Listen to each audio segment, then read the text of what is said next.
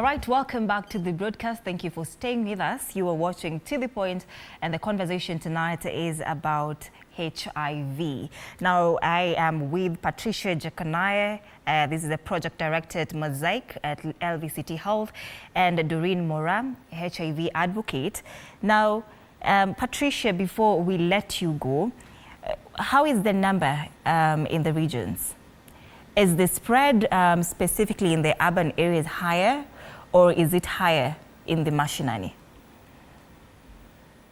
All right, thank you very much.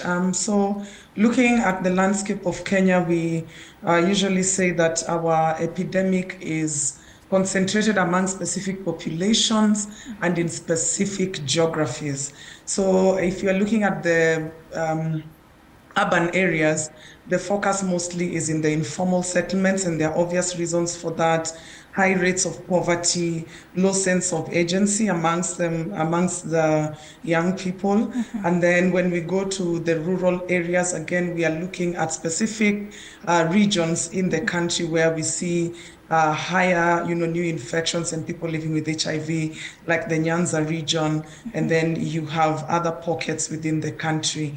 Yeah, so it's not homogeneous. It really depends with the geography and the population. And for Kenya, again, we are seeing the population here, adolescents and young people. We have the ones we call key populations, where we have the sex workers and other groups. All right, now, would you agree, Patricia, that the awareness from different stakeholders on HIV and its prevention has gone down, and that is why we are talking about a rise in HIV cases? I totally believe so. I don't think we have done enough as a country to educate, our population. In the current, the KNBS data, okay, DHS, data that was just released in 2022, we saw that the level of knowledge around HIV prevention was quite low for both male and female, I think at about 54, 56%, meaning we have a whole population of over 40% who have no idea how to prevent HIV. And now we are saying those are the ones who are also at risk, because if they are exposed to any kind of vulnerability, they're highly likely to be infected because they don't know what is available for them, and so they can't make that decision. All right, thank you so much, Patricia, for making time for us. Now, I will let you go at this point, but thank you so much for that insightful remark that you've made, especially on the one that has caught my eye, the vaginal ring, and thank you for bringing it along with you. So, of course, we'll be bringing you on board some other time, but I want to continue with you, Doreen. There's a story that we just ran, and I want to give our viewer context as to why we are having this conversation today. It's not World AIDS Day yet. That day is coming on the 1st of December. Yeah. But there's very startling statistics that we had last Monday that really had the country talking about it. I don't know if we can have that data, Simon? All right. So, from that data, there was a spike in the number of HIV cases among the youth. We had like 0 to 15 and 15 to 34, contributing to about 75% of those new infection rates. Now, Dr. Jone Onentia from NASCOP said that there is a correlation between these college girls and these Wababaz. Remember, 15 to 34, a college student will start right about there, 17 to this area. Now, what are we not doing right? These Wababaz, and you've had some ladies saying, "Si kila mtu Nairobi amewekwa." What do you think about that? Have we become so reluctant? Has the fear gone? What is happening?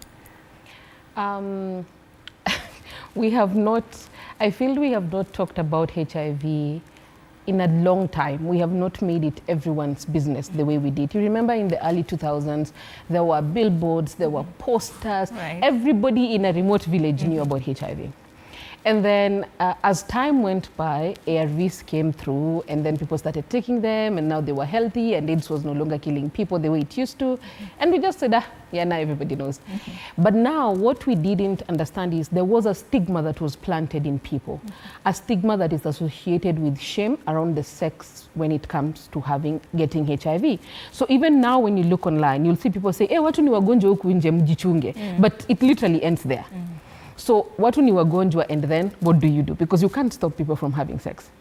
But now what do you do in ensuring that they're having responsible sex? That is the part where we have yet to bridge that gap and show people that just because it looks like you can't get HIV doesn't mean that HIV is not your business.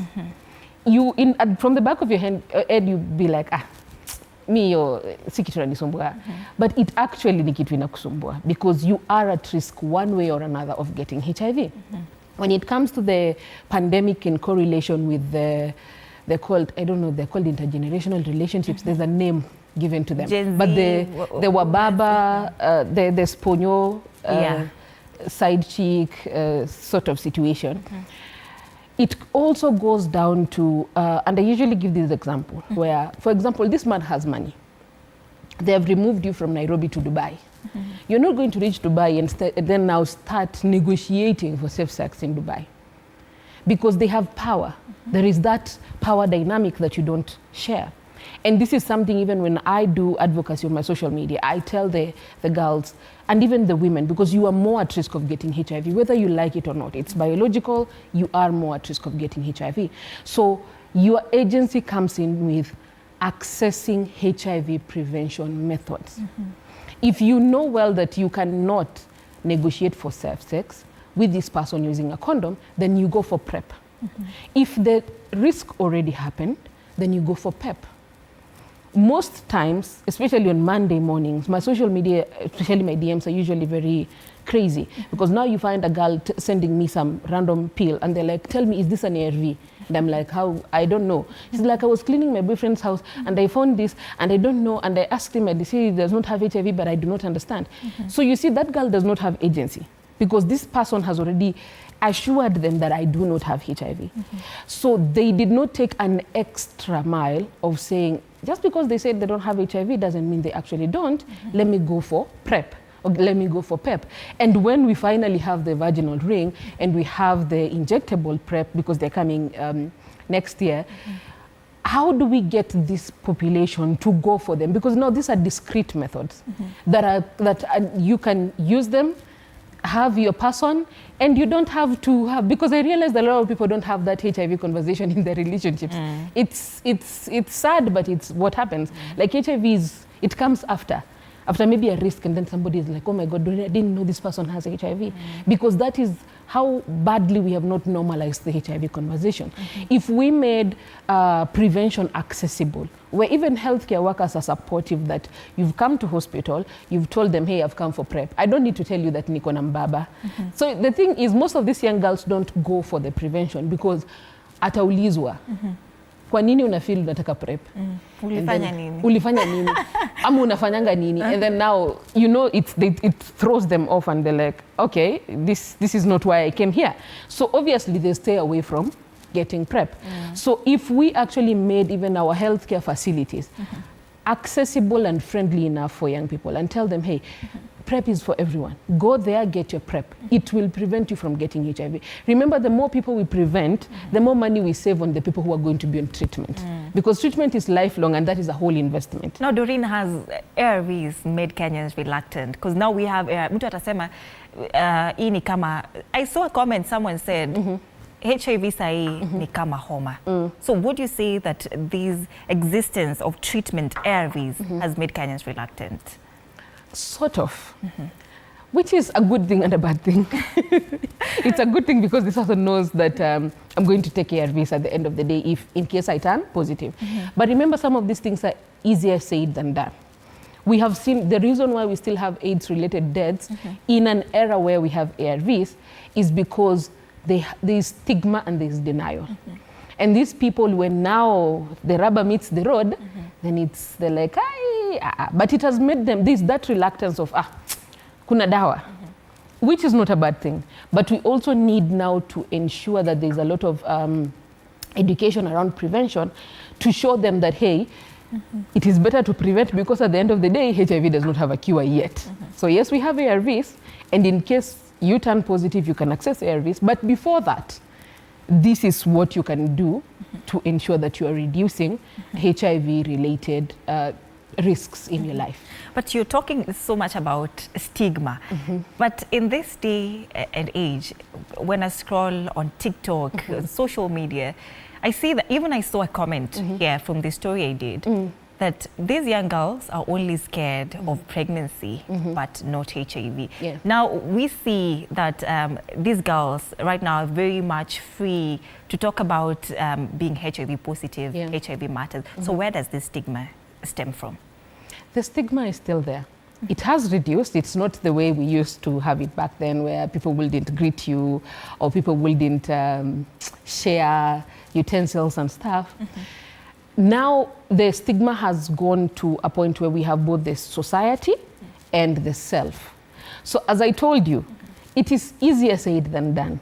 It's easier for me to tell you, nitakunywa dawa. When you finally test, because some people are still reluctant, ask them, when was the last time you tested for HIV? They'll tell you, maybe siwezi test, sisiski mgonjwa anywhere, ama nikiendelea kwenda VCT, kenye natafuta huko nitapata. So there is that part where some people have already accepted the HIV status, and that is actually a very good thing. That as you're living with HIV, you've accepted yourself, you're on treatment, and you're even using your story to normalize the HIV conversation. But there are people who have not reached there yet. There are people who start treatment and stop it along the way.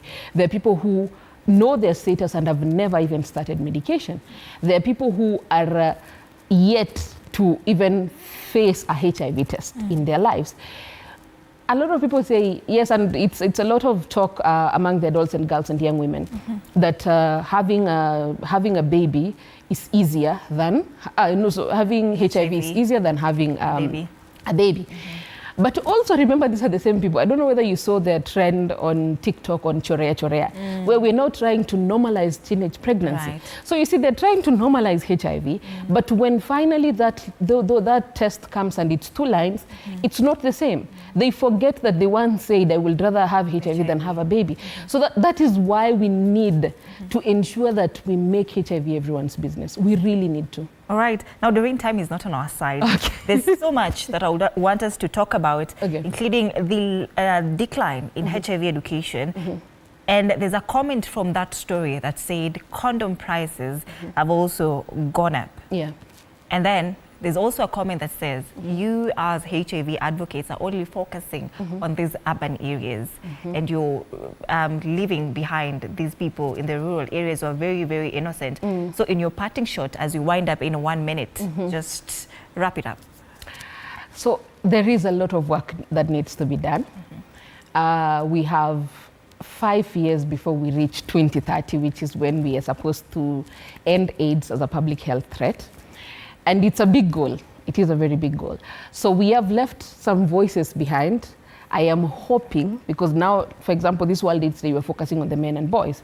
So I am hoping we are going to bring in all the voices, including from the villages, including the counties that you've now seen their HIV infection, new HIV infections rising up.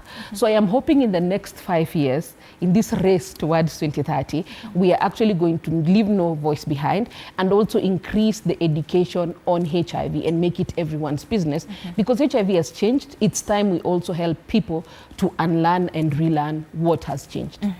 All right, that is Doreen Mora, an HIV advocate. And remember, we also had Patricia Jekonaya, Project Director, Mosaic at LVCT Health. Thank you so much for making time I've enjoyed this conversation. I've learned a lot. And I hope our viewer would also say that they have learned something. Of course, I've seen a comment coming in that they would have loved to come in with a notebook for this particular conversation. And that brings us to the end of this conversation. Thank you so much for being here, for keeping it TV47 up until this point. Don't touch that dial. Of course, as we leave the studio, so much is still going on right here at TV47. My name is Anne Odida, and our sign language interpreter tonight is Calvin Makori. Have a very good night and see you next time, inshallah.